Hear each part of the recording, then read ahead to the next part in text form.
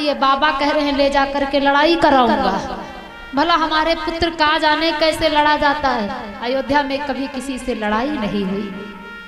चारों भाइयों में इतना प्रेम था कि मेरे राम बड़े थे और बड़े का जो धर्म था मेरे राम साफ निभाते थे।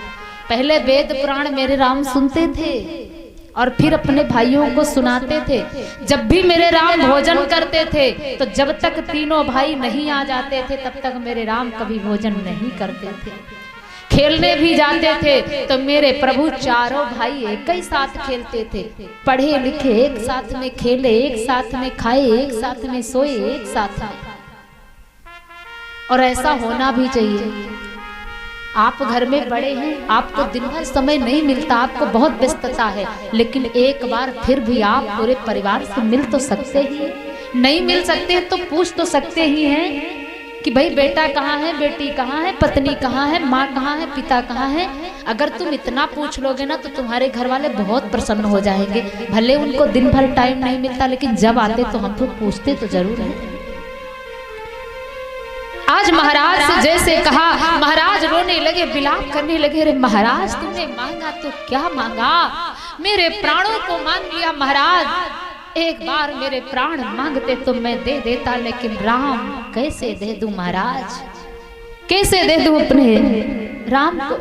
महाराज कि चौथे पन पायौ सुत चारी, चौथे पन पायौ सुत चारी, विप्र बचन नहीं कहे वो बिचारी, चौथे पन पायौ सुत चारी।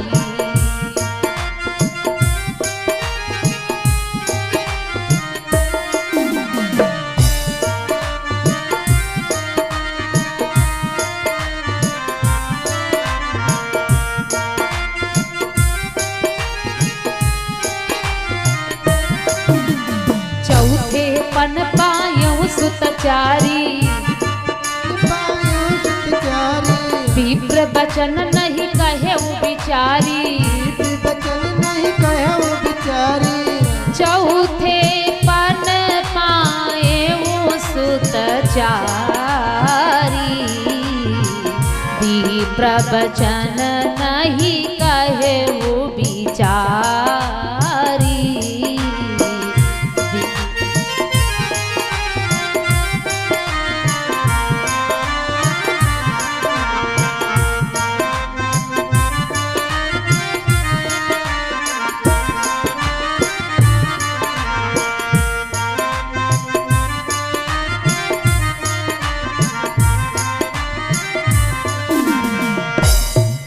महाराज बोले, महाराज आपने क्या मांग लिया, मेरे प्राण मांग लेते। ये बुढ़ापे में मुझे 4 पुत्र मिले, महाराज मांगने से पहले एक बार विचार कर लेते, मैं आपका कार्य अति शीघ्र पूरा कर देता। महाराज मेरी भूमि ले लो, मेरी अयोध्या का राज्य ले लो, मेरी संपत्ति ले लो, सेना ले लो, लेकिन मेरे राम को मत मांगो, मेरे राम को मत मांगो। महाराज विश्वामित्र जी महाराज को इस बात पर हंसी आई, नाचने लगे।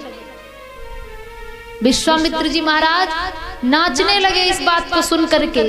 महाराज रो रहे हैं और विश्वामित्र जी नाच रहे हैं। भैया एक रो रहा हो तो एक को नाचना चाहिए? नहीं चाहिए। लेकिन विश्वामित्र जी नाचे हैं तो कोई कारण हुआ होगा ना, तभी तो नाचे होंगे। वो भी ज्ञानी है, विश्वामित्र महामुनि ज्ञानी, महामुनि है, ज्ञानी है। विश्वामित्र जी इस बात पर नाचने लगे गदगद हो करके, क्योंकि ये तो गृहस्थ है। दशरथ जी गृहस्थ हैं हमारे आप जैसे, उनके पास कारोबार था, समाज का भार था, प्रजा थी, फिर भी भगवान से इतना प्रेम करते थे महाराज कि आज रो रहे हैं भगवान के लिए। और हम आप मानस पढ़ने लगते हैं तो इधर दशरथ जी की मृत्यु का प्रसंग चल रहा है, और गांव में जब पाठ हुए तो सुनो, वही बढ़िया सोहर गाए रहे, लाइन बनाए। हमने तो सुना है, हमारे वहां मंदिर पर रामचरितमानस हुआ करती है। अब गाने वाले जो बैठ जाते हैं बढ़िया ढोलक लेकर के, हारमोनियम लेकर के, और वो मंजीरा होता बड़े भाव से गाते हैं। लेकिन कई बार गाने वाले क्या करते हैं, प्रसंग चल रहा है दशरथ जी महाराज की मृत्यु का, कौशल्या कई सब रो रहे हैं कि अयोध्या अनाथ हो गई, राम जंगल को गए और महाराज भी प्राणों का अंत कर दिया, और उनकी बड़ी सोहर वाली धुन चल रही, कोई सोहर गाए रहे, शोभा नहीं देता है। लेकिन विश्वामित्र जी इस बात पर नाचे हैं कि देखे एक गृहस्थी रो रहा है राम जी के लिए, और मैं ठहरा विरक्ति, मेरे कोई परिवार नहीं है, कोई बाल बच्चे नहीं है, मैं विरक्त हूँ, बैराग हूँ, फिर भी मैं राम जी से इतना प्रेम नहीं कर पा रहा। धन्य हो महाराज तुम, धन्य हो, तुम्हारी महिमा ये जगत गाएगा। क्योंकि महाराज दशरथ का चरित्र बड़ा ही अनुपम है। नाचने लगे महाराज, कहने लगे हाथ जोड़ करके, महाराज किलो राजपाट संपत सेना, संपत सेना यह सब देना दुश्वार नहीं, दुश्वार नहीं।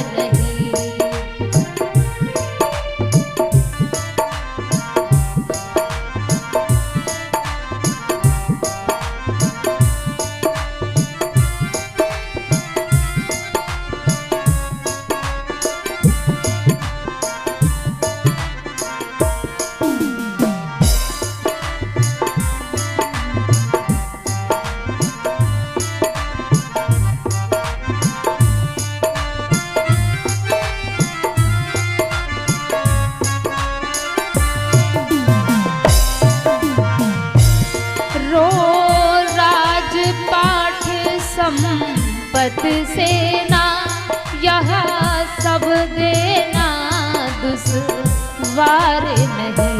और महाराज आज्ञा हो तो मैं चला चलूं, हाँ चला चलूं, इसमें भी कुछ इनकार नहीं, इनकार नहीं।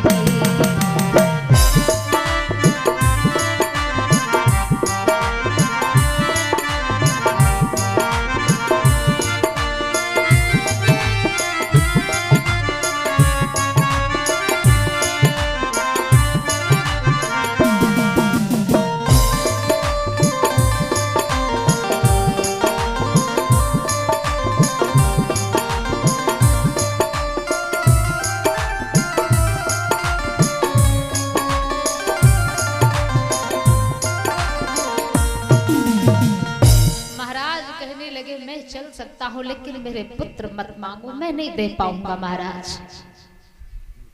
इस पर तुलसी बाबा ने बड़ा सुंदर एक वर्णन किया है, बड़ी सुंदर चौपाई लिखी तुलसी बाबा ने। महाराज बोले, महाराज आपकी बात तो ठीक है, मैं दे भी सकता हूँ राम को, कोई बात नहीं है, क्योंकि मैं वचन हार गया तो दे सकता हूँ। लेकिन महाराज एक बात है, वो कौन सी बात है जो आज महाराज विश्वामित्र जी से दशरथ जी कहना चाहते हैं। दशरथ जी कहने लगे महाराज कि सब सुत प्रिय मोहि, कि सब सुत प्रिय मोहि, प्राण की नाई, प्राण की नाई, राम देता नहीं बनहि गोसाई।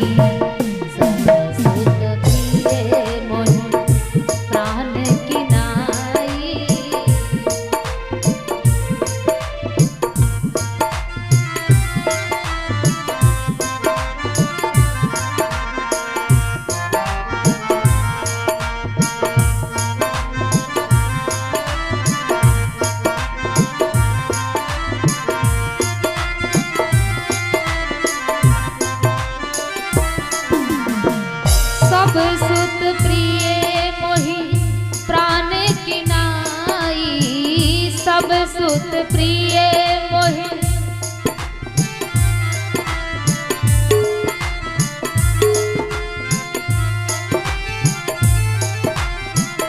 राम देता नहीं बनई गोसाई।